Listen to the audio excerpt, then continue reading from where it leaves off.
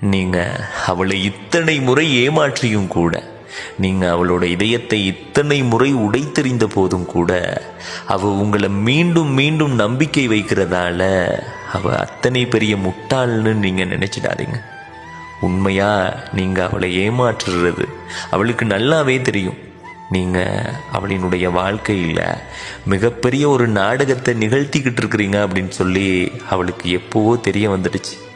ஆனாலும் கூட அவ உங்களை உண்மையா நேசிக்கிறாளே, அவ உங்கள் மீது அதிகமா அளவே இல்லாத அளவுக்கு ஒரு காதலை வைத்திருக்கிறாளே. அதனாலதான் எப்போயாவது ஒரு நாள் இந்த நாடகங்கள் எல்லாம் கலைஞ்சி உண்மையாவே நீங்க அவள் மீது காதல் வைக்க மாட்டீங்களா அப்படின்னு சொல்லி ஒரு ஏக்கத்தோட உங்களினுடைய எல்லா ஏமாற்றுத்தனங்களையும் காணாததை போல, தெரியாததை போல சிரித்து கொண்டே கடந்து போகிறாள்.